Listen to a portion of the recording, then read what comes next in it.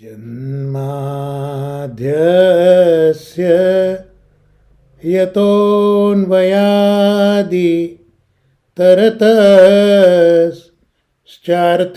स्वभिज्ञ स्वराट् तेने ब्रह्महृदाय आदिकवये मुह्यन्ति यत् सूरयः तेजो वारी मृदां यथा विनिमयो यत्र त्रिसर्गो मृषा धाम्ना स्वेन सदा निरस्तकुहकं सत्यं परं धीमहि धर्मः प्रोज्झितकैतवोऽत्र परमो निर्मत्सराणां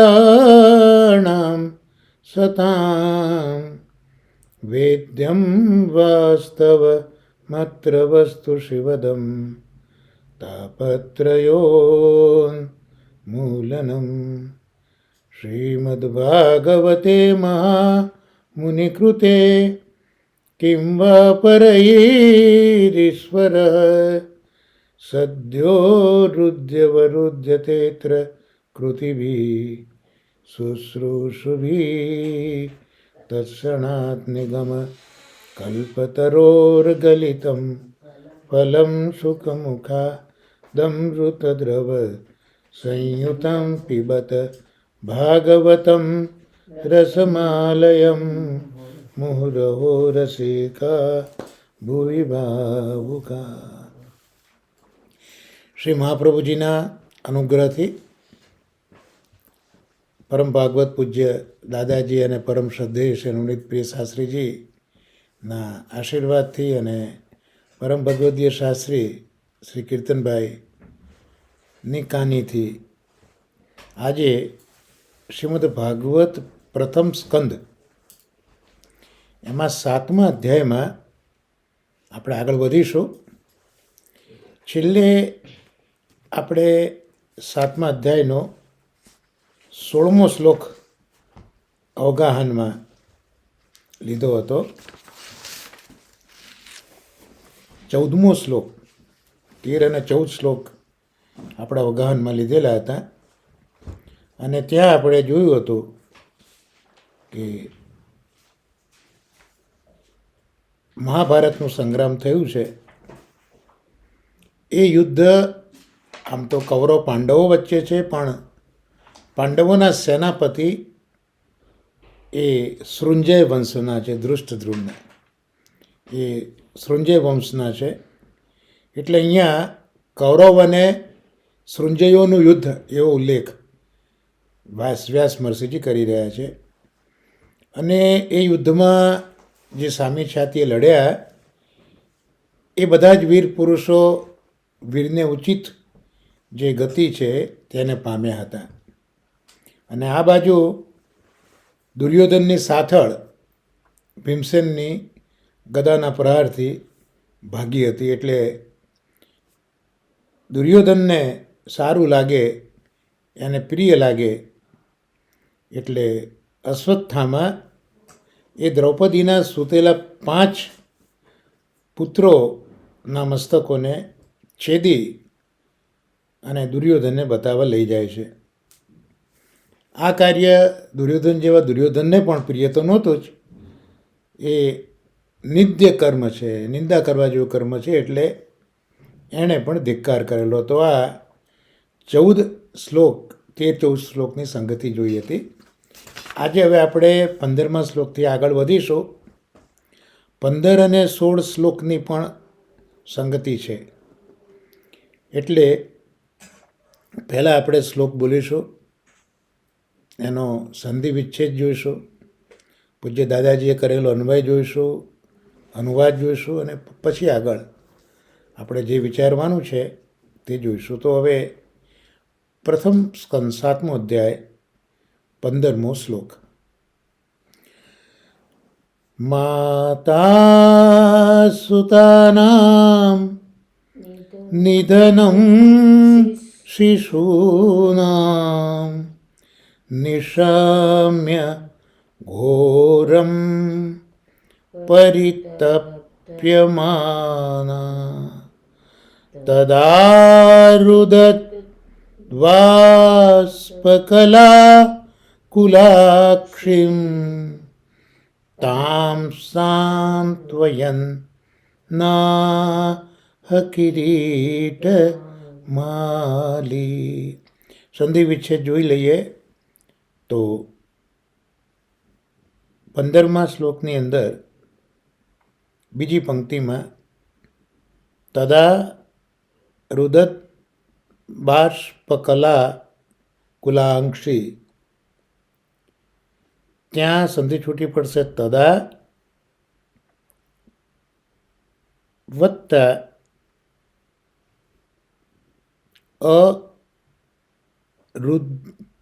અરુદ્ભત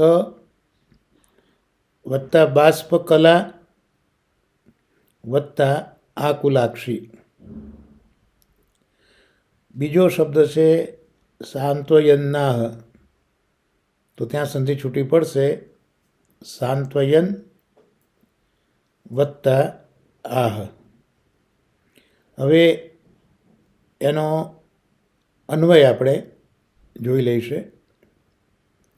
તદા એટલે ત્યારે, શિશુનામ એટલે બાળકોની, માતા એટલે માતા, સુતાનામ પુત્રોનું, ઘોરમ એટલે ભયંકર, નિધનમ એટલે મૃત્યુને, નિશમ્ય સાંભળીને, પરિતપ્યમાના દુઃખી થયેલી, બાષ્પ કલા આકુલાક્ષી, હમણાં સંધિ છૂટી પડી હતી ને, તદા વત્તા અરુદત વત્તા બાષ્પકલા વત્તા આકુલાક્ષી.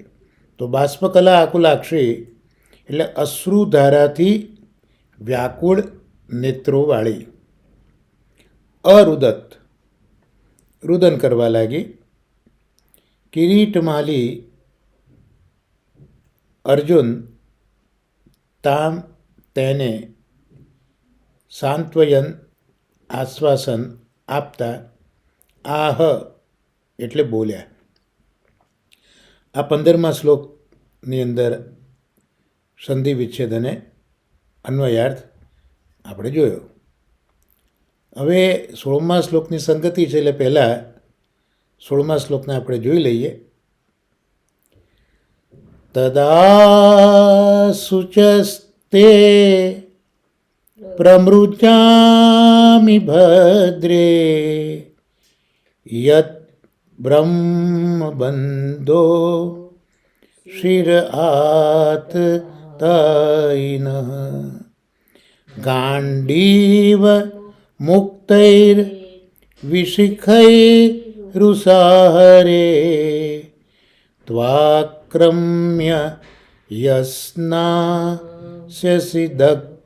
દગ્ધપુત્રા. ત્યાં સંધિ વિચ્છેદમાં જોઈએ તો પ્રથમ પંક્તિમાં જ શુચસ્તે, શુચ વત્તા તે, યત બ્રહ્મબંધો, યત વત્તા બ્રહ્મબંધો. બીજી પંક્તિમાં ગાંડીવ મુક્તૈર વિશિખૈ રુષાહરે, ત્યાં સંધિ છૂટી પડશે ગાંડીવ વત્તા મુક્તૈ વત્તા વિશિખૈ વત્તા ઉપાહરે. બીજો શબ્દ આવશે ત્વાક્રમ્ય, ત્વાક્રમ્ય તો તું વત્તા આક્રમ્ય. અને ત્રીજો શબ્દ યસ નાસ્યસી, એમાં યત વત્તા સ્નાસ્યસી. હવે એનો અન્વયાર્થ દાદાજીએ કર્યો તે જોઈએ. ભદ્રે એટલે હે કલ્યાણી, યત એટલે જે, બ્રહ્મબંધો બ્રાહ્મણોમાં અધમ તથા આતતાયીના પાપીના શિરઃ મસ્તકને ગાંડીવ મુક્તૈ ગાંડીવ ધનુષ્યમાંથી છૂટેલા વિશિખૈ બાણોથી ઉપાહરે છેદી લાવીશ. દગ્ધ પુત્રના મરણથી બળતી તું એટલે તો, યત જેને એટલે કે જે મસ્તકને, આક્રમ્ય પગ નીચે દબાવીને, સ્નાસ્યસી તું સ્નાન કરશે, તદા એટલે ત્યારે, તે એટલે તારા, શુચ એટલે શોકને, પ્રમૃજામી હું દૂર કરીશ. હવે આ 15 અને 16 શ્લોકની સંગતિ હોવાથી એનો અનુવાદ દાદાજીએ જે કર્યો છે એ પહેલાં આપણે જોઈ લઈએ. તો ત્યારે કુંબળા બાળકોની માતા પુત્રોના આ પ્રકારના ભયંકર મૃત્યુને સાંભળીને ખૂબ દુઃખી થતી, નેત્રોમાંથી અશ્રુઓ સારતી રુદન કરવા લાગી. તેને આશ્વાસન આપતા અર્જુન બોલ્યા કે હે પ્રિય, આતતાયી અને બ્રાહ્મણાધમ એવા આ અશ્વત્થામાના મસ્તકને ગાંડીવ ધનુષ્યમાંથી છૂટેલા બાણોથી ઉડાવી લાવી તારી પાસે મૂકીશ. ત્યારે તે મસ્તકનો પાટલો બનાવી તે ઉપર બેસી તું સ્નાન કરીશ, ત્યારે તારા અશ્રુઓને લૂછ્યા એવું માનીશ. હવે અહીંયા અર્જુન આશ્વાસન આપે છે. 15મા શ્લોકનો છેલ્લો શબ્દ છે કિરીટમાલી, અને આગળ સાંત્વયન આ એટલે કહેવો, કિરીટ માટે એટલે અહીંયા અર્જુન માટે કિરીટ એટલે મુકુટ. તો મુકુટ જેને ધારણ કર્યો છે એવો અર્જુન અહીંયા એવો અર્થ છે એ કહી રહ્યો છે. પણ ક્યારે કહી રહ્યો છે? તો એ પેલા કુમળા બાળકોની માતા દ્રૌપદી, એ દ્રૌપદી ખૂબ દુઃખી હતી. કેમ? ક્યારે? તો અહીંયા લખ્યું ત્યારે. તો ક્યારે? તો અશ્વત્થામાએ એના 5 બાળકોને મારી નાખ્યા છે. કુમળા બાળકો છે, અને બાળકોનું આવું ભયંકર મૃત્યુ માતા જુએ સ્વાભાવિક છે કે ખૂબ દુઃખી થતી હતી. નેત્રોમાંથી અશ્રુઓ સારતી હતી અને રુદન કરતી હતી. તો આવી દુઃખી થતી, અશ્રુઓ સારતી, રુદન કરતી માતાને અર્જુન હવે આશ્વાસન આપે છે. આટલું 15મા શ્લોકની અંદર છે. હવે અર્જુને જે આશ્વાસન આપ્યું તે 16મા શ્લોકમાં બતાવ્યું. અર્જુન બોલે છે, ભદ્રે, હે પ્રિય, આતતાયી અને બ્રાહ્મણાધમ એવા આ અશ્વત્થામાના મસ્તકને હું ગાંડીવ ધનુષ્યમાંથી છૂટેલા બાણોથી ઉડાવી લાવીને તારી પાસે મૂકીશ. ટૂંકમાં અહીંયા બ્રાહ્મણાધમ એવું કહ્યું કે બ્રાહ્મણ હોય પણ જો બ્રાહ્મણના સંસ્કાર ના હોય તો એને અધમ બ્રાહ્મણ તરીકે ઓળખવામાં આવે છે. એટલે અહીંયા બ્રાહ્મણાધમ શબ્દ આ રીતનો છે. અને પોતાની પત્નીને એ પ્રિય કરીને સંબોધન કરે છે અને કહે છે કે અશ્વત્થામાના મસ્તકને હું ઉડાવીને તારી પાસે મૂકીશ. પણ કઈ રીતે ઉડાવીશ? ગાંડીવ ધનુષ્યમાંથી છૂટેલા બાણોથી.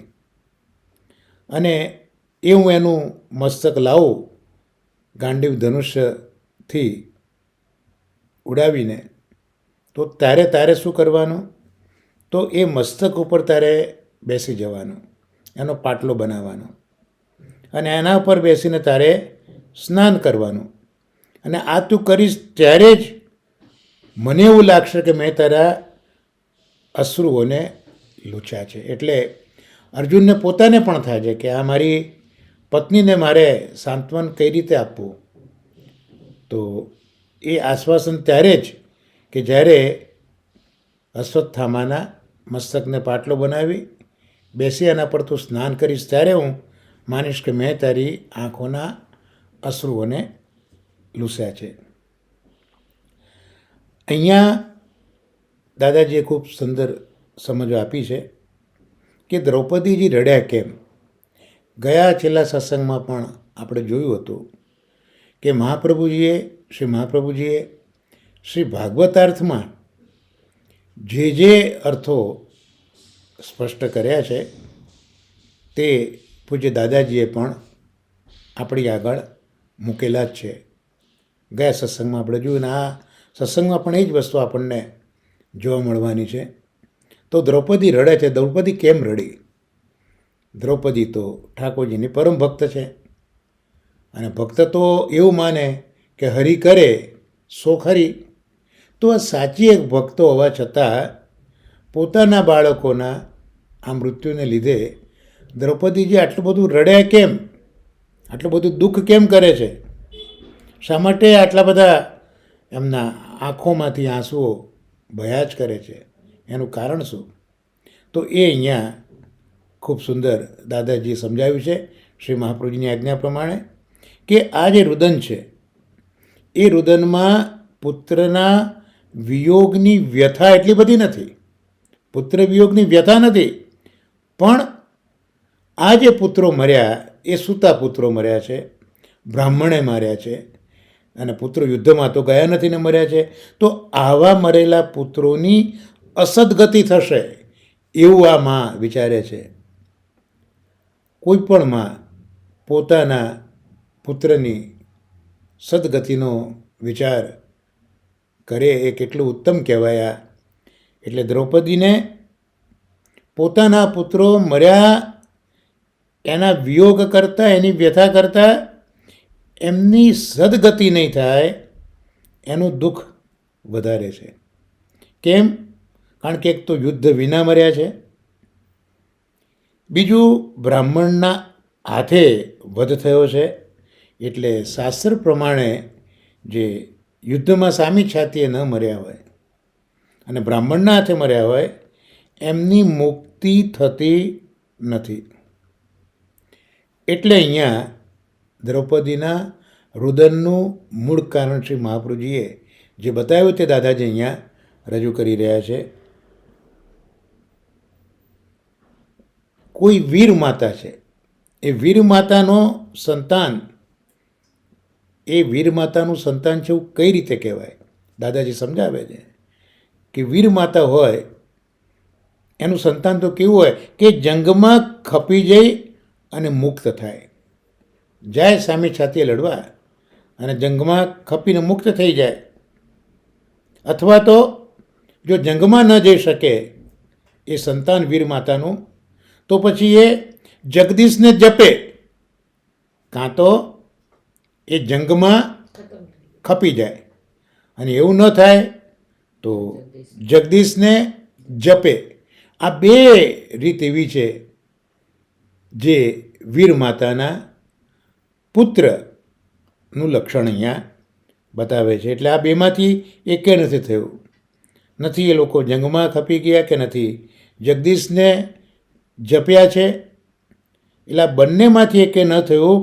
એનો શોખ દ્રૌપદીજીને ખૂબ જ છે. એટલે હવે પોતાના દીકરાઓની મુક્તિ માગવાનું મન દ્રૌપદીજીને થાય છે. અને આ અશક્ય વસ્તુ કોણ કરી શકે? અશક્ય વા સુશક્ય વા સર્વથા શરણમ હરિહિ. અને હરિ છે, સાથે સાથે ઈશ્વર છે. કરતુમ અકર્તુમ અન્યથા કરતુમ સર્વ સમર્થ છે. તો અત્યારના પોતાના મૃત્યુ પામેલા પુત્રો જે મુક્તિના અધિકારી નથી આ પ્રસંગે, તો એમને મુક્ત કેમ કરવા?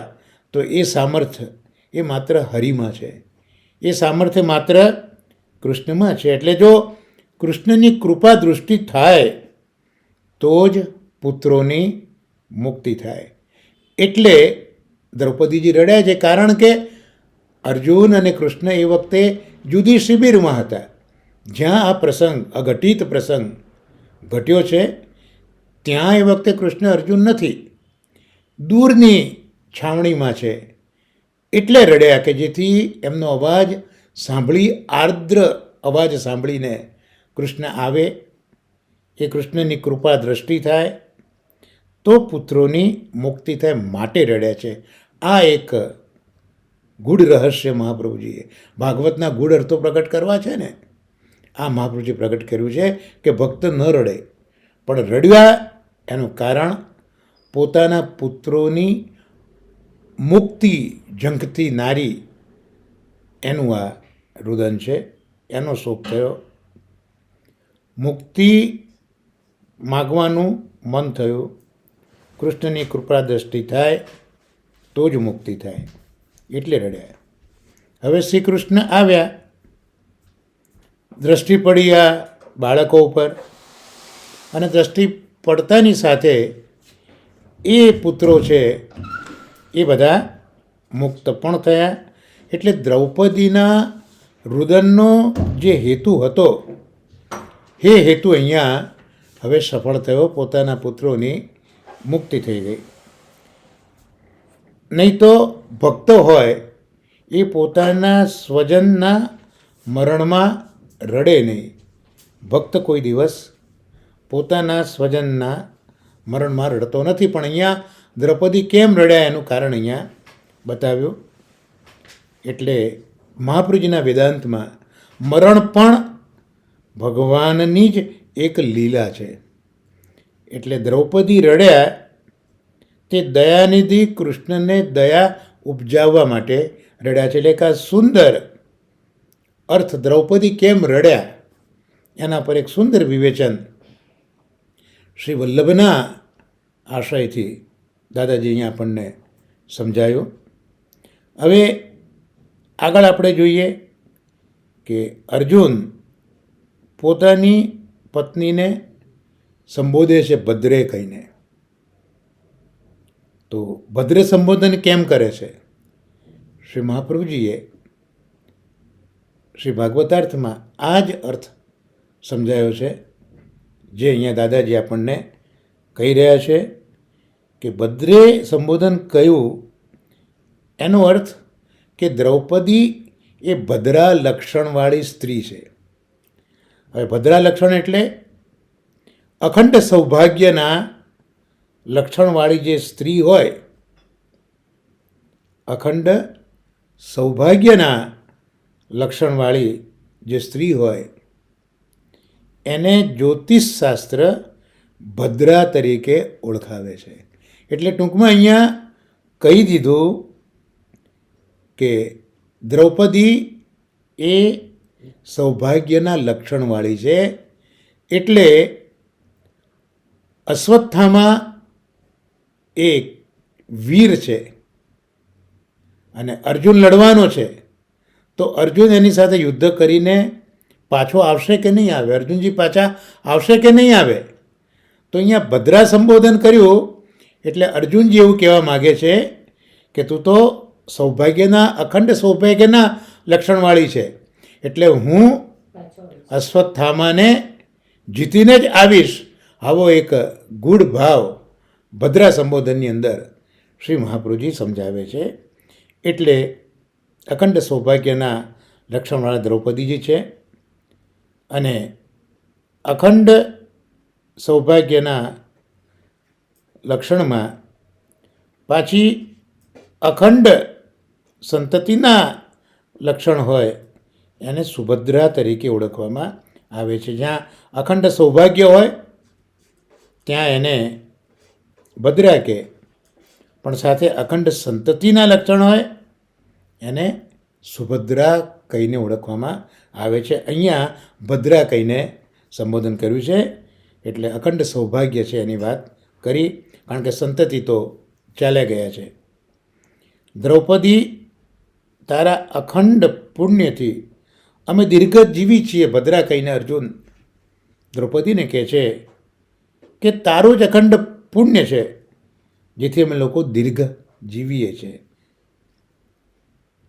દાદાજી પોતે એટલે એક ભાવ આર્ય નારીઓ માટે અહીંયા વ્યક્ત કરે છે કે આર્ય નારીના પુણ્યનું ઋણ પુરુષો વાળી નહીં શકે. આર્ય નારીઓના પુણ્યના લીધે જ આ પુરુષો એ લાંબુ જીવી શકે છે, તો એ ઋણ પુરુષો નહીં વાળી શકે. પાલવ પાથરી પ્રભુને નિજ સૌભાગ્ય નાથની અખંડ જીવન જ્યોતને યાચતી સન્નારી આ ભૂતલમાં ભારતથી અન્યત્ર નહીં મળે. પુનઃ દાદાજી અહીંયા ભારતની સન્નારીઓને એપ્રિશિએટ કરે છે, વખાણે છે કે જે પોતાનો પાલવ પાથરે અને પ્રભુ પાસે પોતાના સૌભાગ્યની જે યાચના કરે છે, એવી સન્નારીઓ એ ભારત સિવાય અન્યત્ર જગ્યાએ ભૂતલમાં મળવી મુશ્કેલ છે, એમ દાદાજી કહે છે. સાવિત્રીની કથા આપણે બધા, સત્યવાન સાવિત્રીની કથા આપણે ત્યાં પ્રચલિત છે જ. પછી અહીંયા 16મા શ્લોકમાં અશ્વત્થામાને બ્રહ્મબંધુ કયા. તો બ્રહ્મબંધુ એટલે બ્રાહ્મણ કુળમાં જન્મ લીધો હોય પણ એનું કર્મ અનુચિત હોય અને અનુચિત કર્મ કરીને જે કુલને પણ દૂષિત કરે એને બ્રહ્મબંધુ કહેવાય. એટલે ભલે બ્રાહ્મણના કુળમાં જન્મ્યો પણ એ કેવું અનુચિત કર્મ કરે કે એના કર્મથી આખો કુલ દૂષિત થાય, ત્યારે આવા બ્રાહ્મણને બ્રહ્મબંધુ કહેવામાં આવે છે. શુચ પ્રમુજામી એ જે અર્જુનજી અહીંયા એક નિર્ણય કરે છે કે હું જે લાવીશ મસ્તક ઉપર એના ઉપર તારે બેસીને સ્નાન કરવાનું છે. તો એ શબ્દને અહીંયા સમજાવે છે કે અશ્રુઓ લૂછવાના, તો વીર પુરુષો આંસુને લૂછવા માટે નિષ્ક્રિયતા નથી લેતા, એ લોકો સક્રિય બને. એટલે વીર પુરુષો આંસુને નિષ્ક્રિય આંસુથી લૂછતા નથી, ટૂંકમાં એ બદલો લેવા માટે તત્પર હોય છે. એટલે કહ્યું કે દ્રૌપદી, તારા અશ્રુ આજે શબ્દથી કે વસ્ત્રથી નહીં લૂછું. કોઈ એક વ્યક્તિ દુઃખમાં રડતો હોય તો એને ક્યાં તો આપણે આશ્વાસન શબ્દો દ્વારા આપીએ અથવા તો એના આંસુ આપણે વસ્ત્રથી લૂછીએ. આ રીતે સામાન્ય રીતે આપણે આશ્વાસન રડતા લોકોને આપતા હોઈએ છીએ, દુઃખીને આપતા હોઈએ છીએ. પણ અર્જુન કહે છે કે મારે તારા અશ્રુ શબ્દોથી, આશ્વાસનથી પણ નથી લૂછવા કે વસ્ત્રથી પણ નથી લૂછવા, પણ આ પેલો આતતાઈ બ્રહ્મબંધુ, આતતાઈ અશ્વત્થામા, એના મસ્તકને હું લાવી અને તારા આ અશ્રુઓને હું લૂછીશ. આવી પ્રતિજ્ઞા કરીને વસ્ત્રના પાલવથી આંસુ લૂછાય. ત્યાર પછી અર્જુને કીધું કે વિશિખઈ એટલે બાણો ઉપર હું અશ્વત્થામાનું મસ્તક ચડાવીને લાવીશ. હસ્તમાં નહીં પણ બાણોમાં હું એનું મસ્તક લટકાવીને લાવીશ, મારા હાથમાં નહીં લાવું, મારા હાથથી નહીં લાવું. કારણ કે આ તો બાલ હત્યારો છે. તો બાલ હત્યારાના મસ્તક પણ કેવું હોય, એનું અમંગલ હોય. તો એવા અમંગલ મસ્તકને હાથમાં કોણ લે?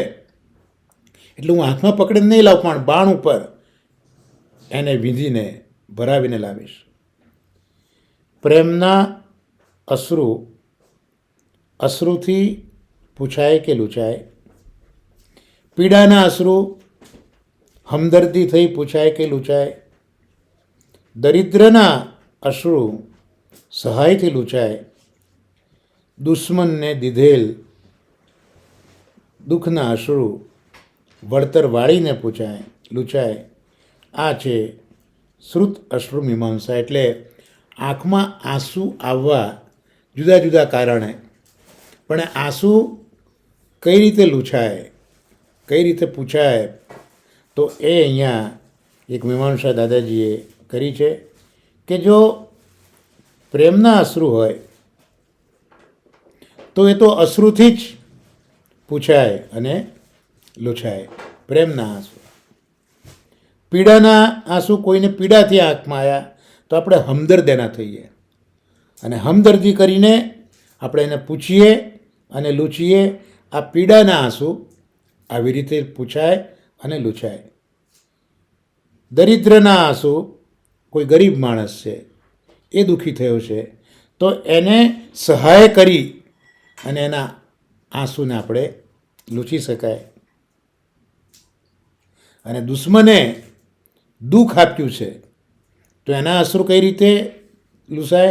તો વળતર વાળીને પૂછાય. એટલે ટીટ ફોર ટેટ એવો અહીંયા સ્પષ્ટ અર્થ નીકળે છે. તો દુશ્મને જે દુઃખ આપ્યું છે એનું વળતર તો હું આ બદલો લઈને જ ચૂકવીશ, એવું અહીંયા કહેવા માટે માગે છે. તો આ પ્રથમ સ્કંદના 7મા અધ્યાયમાં 15મો અને 16મો શ્લોક એ બેની સંગતિ આપણે જોઈ. હવે 17 અને 18 શ્લોક એની પણ સંગતિ છે. એટલે પહેલાં આપણે શ્લોક જોઈ લઈશું, સંધિ વિચ્છેદ જોઈશું, પછી એનો અન્વય કરીશું અને અનુવાદ એનો બંને સાથે કરીશું. તો 17મો શ્લોક આપણે જોઈએ. પ્રથમ સ્કંદ 7મો અધ્યાય 17મો શ્લોક. ઇતિ પ્રિયામ વલ્ગુ વિચિત્ર જલ્પૈ સસાંત્વયિત્વા ચ્યુત મિત્ર સુત અન્વાદ્ર વદ્દં શ્રિત ઉગ્રધન્વા કપિધ્વજો ગુરુપુત્રમ રથેન. તો અહીંયા સંધિ વિચ્છેદ જોઈએ તો 17મા શ્લોકની અંદર પ્રથમ પંક્તિમાં છેલ્લો શબ્દ સાંત્વનિત્વાચ્યુત મિત્ર સુત. તો ત્યાં સાંત્વયિત્વા વત્તા અચ્યુત મિત્ર સુત આ સંધિ વિચ્છેદ થશે. અને બીજી પંક્તિમાં પહેલો શબ્દ છે અન્વાદ્ર વદંશિત. તો ત્યાં સંધિ છૂટી પડશે અનુ વત્તા આદ્રવત વત્તા વંશિત. ત્યાં હવે અન્વય જોઈ લઈએ.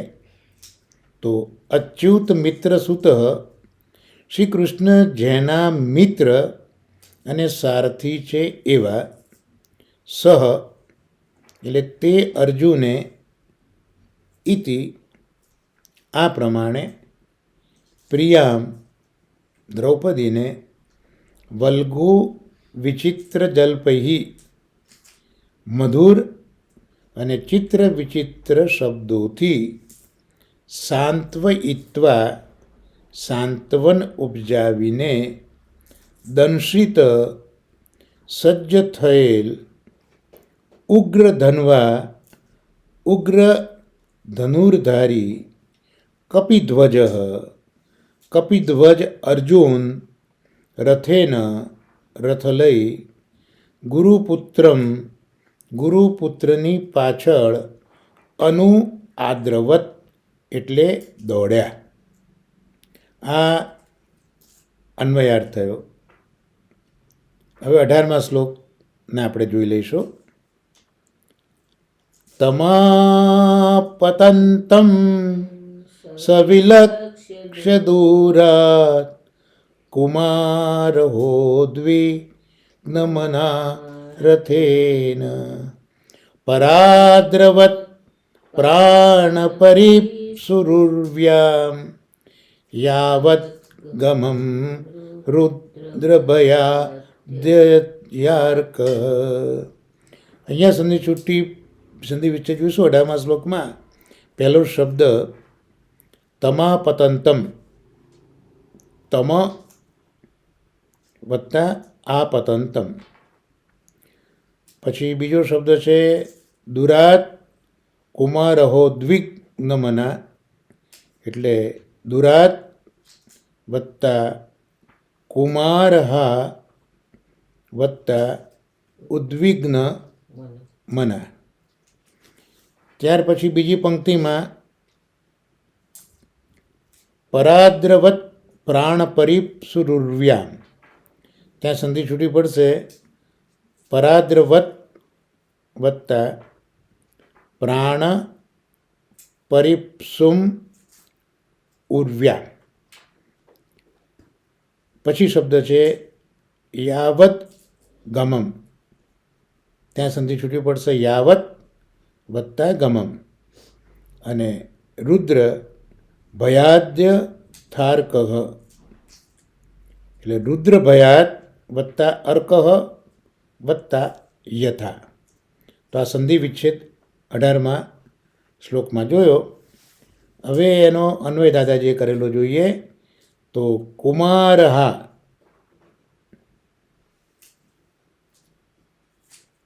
એટલે કુમાર હત્યારા, સહ એટલે તે અશ્વત્થામા, આ પતંતમ પાછળ આવતા, તમ તે અર્જુનને, દુરાત ઘણે દૂરથી, વિલક્ષ્ય એટલે જોઈને, ઉદ્વિગ્ન મનાહા ઉદ્વિગ્ન મનવાળા, પ્રાણ પરિપ્સુહુ પ્રાણોને બચાવવા ચાહતા, યથા જેમ, રુદ્ર ભયાત રુદ્રના ભયથી, અર્કઃ એટલે સૂર્ય, રથેન રથ વડે રથમાં બેસીને, ઉર્વ્યામ જમીન ઉપર, યાવત ગમમ જ્યાં સુધી દોડી શકાય તેટલું, પરાદ્રવત એટલે દોડવા લાગ્યા. હવે આ 17 અને 18 બંને શ્લોકનો અનુવાદ સાથે જોઈએ. તો આપણે છેલ્લે જોયું છે કે અર્જુનજી આવી પ્રતિજ્ઞા લઈ અને આગળ વધે છે. તો દ્રૌપદીને જે આશ્વાસન આપ્યું છે એના માટે અહીંયા કહ્યું કે અર્જુનના એ વાક્યો છે એ મધુર છે, વલ્ગુ વાક્ય. શ્રીમદ ભાગવત દશમ સ્કંદમાં ગોપી ગીતમાં પણ આપણે આ વલ્ગુ વાક્ય શબ્દ જોવા મળે છે. તો મધુર અને ચિત્ર વિચિત્ર વાક્યો, વલ્ગુ એટલે મધુર અને ચિત્ર વિચિત્ર વાક્યો, એનાથી અર્જુન આશ્વાસન આપે છે. અને અર્જુનને અહીંયા ઓળખ આપી કે કૃષ્ણ જેના મિત્ર છે અને સાથે સારથી પણ છે. એટલે ઠાકોરજી જ રસ લઈને તૈયાર આવ્યા છે અર્જુનને બેસવા માટે. તો અહીંયા અર્જુનની ઓળખ આપી કૃષ્ણના મિત્ર અને કૃષ્ણ જેના સારથી છે એવા.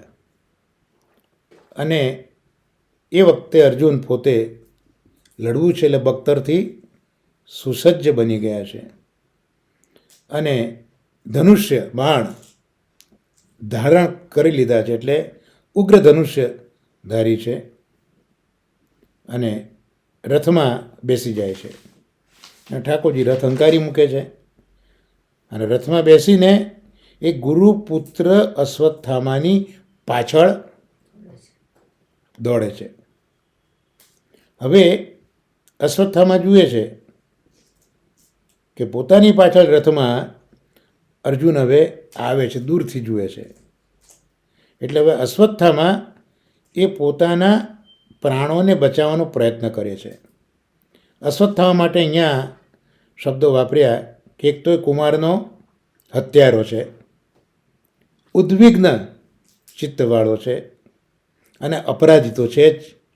તો આવો આ હત્યારો ઉદ્વિગ્ન ચિત્તવાળો અશ્વત્થામા જુએ છે અર્જુનને દૂરથી કે આ અર્જુન આવ્યો, એટલે એ હવે પોતાના પ્રાણોને બચાવવા માટે ઈચ્છી રહ્યો છે.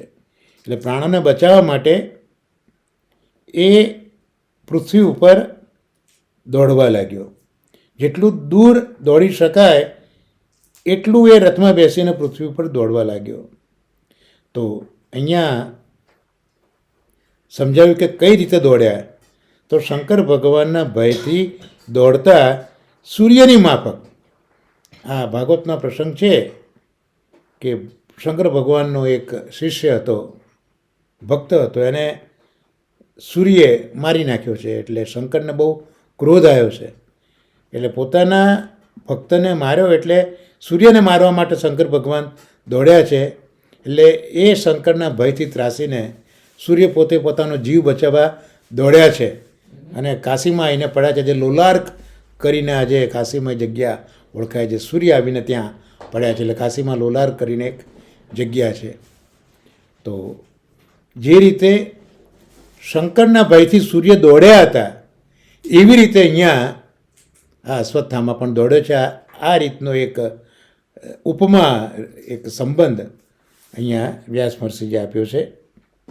હવે દાદાજી આમાં શું બીજું કહે છે તે જોઈએ. તો જે પહેલો શબ્દ આપણે જોયો, વલ્ગુ વિચિત્ર વાક્ય જલ્પઈ. આમ તો જલ્પા એટલે બડબડ કરવું, એનું નામ જલ્પના કરી કહેવાય. તો વલ્ગુ વિચિત્ર જલ્પઈ. તો અર્જુનજી આશ્વાસન વાક્યથી દ્રૌપદીને શાંત કરે છે. પણ આ વાક્યો કેવા છે? તો એક તો વલ્ગુ એટલે મધ ઝરતા વચનો છે, અને વિચિત્ર છે. વિચિત્ર કેમ કયા? તો તમને સાંભળો તો શક્ય ન લાગે કે આવું પરાક્રમ થઈ શકે, માટે અહીંયા વિચિત્ર કયા.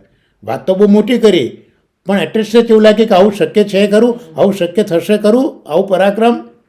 એટલે આને વિચિત્ર વાક્ય કહ્યું. મધ ઝરતું વાક્ય તો હતું, પણ શક્ય બનશે ખરું, એટલે અહીંયા એને વિચિત્ર વાક્ય કહ્યું. અને અન્વાદ્રવત દંશિત ઉગ્ર ધનવા. એટલે આ વાક્યમાં અર્જુન દોડ્યા એવું ક્રિયાપદ વાપર્યું. અને પછીથી એ દંશિત એટલે કવચધારી છે એવું કહ્યું. અને ઉગ્ર ધનવા, ઉગ્ર ધનુષ એવો ઉલ્લેખ કર્યો. એટલે સૌથી પહેલાં અર્જુન દોડ્યા એવું કહ્યું, પછી કવચ ધારણ કર્યું એવું કહ્યું, અને પછી ધનુષ, ઉગ્ર ધનુષ લીધું. તો એ આવો ક્રમ કેમ કે પહેલાં દોડ્યા, પછી કવચ ધારણ કર્યું અને પછી ધનુષ લીધું? એનું તાત્પર્ય બતાવ્યું કે અશ્વત્થામા દૂર ચાલ્યા ન જાય, એટલે પ્રથમ અર્જુન પાછળ દોડ્યા છે. અર્જુન પહેલાં પાછળ દોડ્યા છે અને રસ્તામાં કવચ પહેર્યું છે. પહેલાં દોડ્યા છે જેથી પેલો દૂર ના જાય, અને રસ્તામાં જ કવચ પહેરી લીધું છે, અને સાથે સાથે કવચ પહેરીને ધનુષ્ય સજ્જ કર્યું છે. અને ઉગ્ર ધનવા, ઉગ્ર મહાદેવનું નામ છે. પાશુપત અસ્ત્ર માટે તપ કરતા હતા ત્યારે શિવજીએ અર્જુનજીને પ્રસાદીમાં આ ધનુષ્ય આપેલું હતું.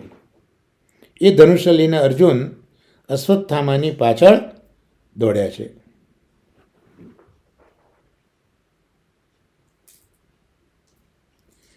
પછી આગળ પણ કહ્યું છે કે શિવજીને ગળામાં ધનુષ્ય નાખીને ખેંચનારા. અહીંયા જે શબ્દ અર્જુન માટે વપરાયા છે ત્યાં એ કહેવા માગે છે કે અર્જુને શિવજીને ગળામાં ધનુષ્ય નાખીને ખેંચ્યા છે. કયો પ્રસંગ બન્યો એ અહીંયા કહે છે કે અર્જુન અસ્ત્ર પ્રાપ્તિ માટે શિવજીની આરાધના કરતા હતા. એટલે અર્જુનની કસોટી કરવી છે. એટલે અર્જુનની કસોટી કરવા અને કસોટી કરીને વરદાન આપવું છે. અર્જુનને પેલા અસ્ત્ર શસ્ત્ર તો જોઈએ છે, એટલે શિવજીની આરાધના પણ કરે છે, શિવજીને આપવા પણ છે, વરદાન પણ આપવું છે, પણ પરીક્ષા પણ કરવી છે. એટલે શિવજી કિરાત રૂપે વનમાં આવ્યા. કિરાત એટલે જે પારધી હોય એ પારગી રૂપે કિરાત રૂપે વનમાં આવ્યા છે. એ સમયે એક વરાહ ભૂંડ, એક વરાહ એ અર્જુન ઉપર આક્રમણ કરે છે. એના વધ માટે એક સાથે બંને જણા, એટલે કિરાત એટલે મહાદેવજી અને અર્જુન, આ બંને જણા એક સાથે બાણ છોડે છે અને પેલો વરાહ મરણ પામે છે. તો હવે બાણ કોના બાણથી મર્યો હોય એ બાણની માલિકી નક્કી કરવાની હતી. એટલે બાણની માલિકી નક્કી કરવા માટે બંનેની વચ્ચેમાં યુદ્ધ થયું. અર્જુન જાણતો નથી કે શંકર આવ્યા છે.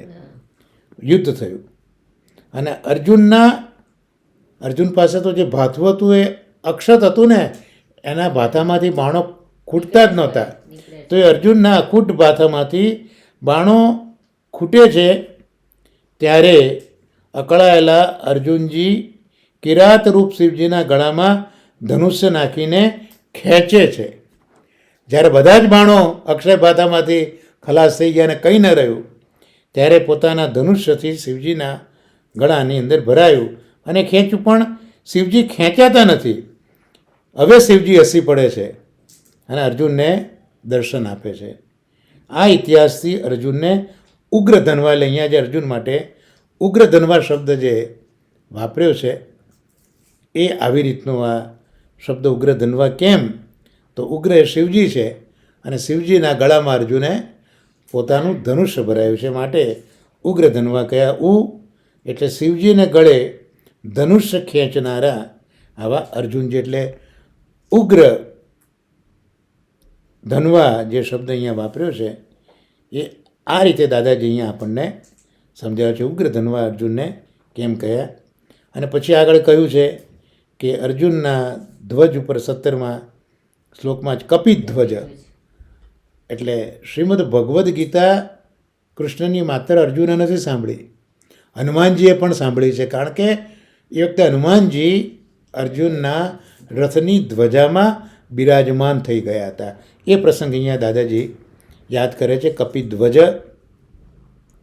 તો ભીમસેનનો હનુમાનજી સાથે વનમાં એકવાર ભેટો થયો છે. હનુમાનજી રસ્તામાં બેઠેલા, એમને ખસવા ભીમસેન કહે છે, પણ એ ખસતા નથી હનુમાનજી.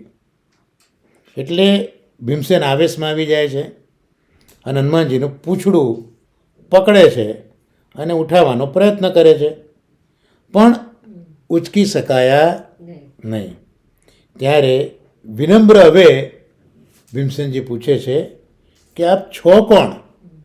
કારણ કે બધું બળ ખલાસ થઈ ગયું ભીમસેનનું, એટલે હવે વિનમ્ર થયા કે આપ છો કોણ? ત્યારે હનુમાનજી બોલ્યા, હું વાયુપુત્ર છું અને તું પણ વાયુપુત્ર જ છે, એટલે હું તારો મોટો ભાઈ છું.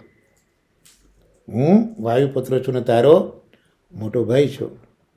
એમ કહીને વચન આપ્યું કે તમારા યુદ્ધમાં અર્જુનના રથ ઉપર હું કાયમ બેસીશ, એથી રથ વિજયી બનશે. એટલે અર્જુનના રથ ઉપર કેટલાય બાણો ચાલ્યા છે, પણ અર્જુનના રથને કંઈ થયું નથી. એનું એક કારણ તો હતું જ કે સારથી જેનો કૃષ્ણ છે, અને બીજું આ કપિધ્વજ છે હનુમાનજી, પણ એ રથની રક્ષા કરતા હતા. તો આ સાથે આજે આપણે 4 શ્લોકોનું અવગાહન પૂજ્ય દાદાજીના આશીર્વાદથી શ્રી મહાપ્રભુજીના અનુગ્રહથી કર્યું. પ્રથમ સ્કંદ 7મો અધ્યાય 15, 16, 17 ને 18. તો આ સાથે શ્રીમદ ભાગવતના સત્સંગને અહીંયા આપણે વિરામ આપીશું અને પછી આગળ ઉપર જે પ્રભુ પ્રેરણા કરશે એ પ્રમાણે આપણે જોવાનો પ્રયત્ન કરીશું. તો આ જાન્યુઆરી મહિનાનો આ છેલ્લો દિવસ છે અને એમાં આપણો આ સત્સંગ થયો છે. અને હવે જે થોડોક સમય છે એમાં આપણે જોઈ લઈશું પુરુષોત્તમ સહસ્ત્રનામ સ્તોત્ર. 3જા સ્કંદના નામો ચાલી રહ્યા છે અને 45મો શ્લોક આપણા ક્રમની અંદર છે. એમાં છેલ્લું નામ કાલદોષ નિવારક 190મું નામ જોઈને આપણે સત્સંગને વિરામ આપેલો. હવે આગળ નામ જોઈએ. જે 45મો શ્લોક છે એ તો કાલ સામર્થ્યદાતા ચ કાલદોષ નિવારક ગર્ભોત્તમ જ્ઞાનદાતા કર્મ માર્ગ નિયામક. આમાં કાલદોષ નિવારક સુધી આપણે વિવેચન પંચમલાલજીએ જે કર્યું હતું તે જોયું હતું. આજે હવે 191મું નામ ગર્ભોત્તમ જ્ઞાનદાતા, એટલે ગર્ભમાં પણ ઉત્તમ જ્ઞાન આપનારા. મનુષ્ય ગર્ભની બહાર આવે ને જ્ઞાન તો મળે, પણ એ ગર્ભમાં હોય છતાં પણ સામાન્ય જ્ઞાન નહીં, ઉત્તમ જ્ઞાન આપનારા ઠાકોરજી છે. એટલે કપિલજી પોતાની માને આ ગર્ભ અવસ્થામાં શિશુ જે સ્તુતિ કરે છે બધું કહ્યું છે. તો માતાના ઉદરમાં રહેલા જીવને ઉત્તમ જ્ઞાન પ્રાપ્ત થાય છે. આ જ્ઞાન ભગવદ ભાવ પ્રગટ કરનારું છે. ગર્ભસ્થ બાળકને 7મા માસે જ આ જ્ઞાન થાય છે. પણ જ્ઞાન થયું કઈ રીતે? તો ભગવાન જ આ 7 માસના બાળકને જ્ઞાન આપનારા છે.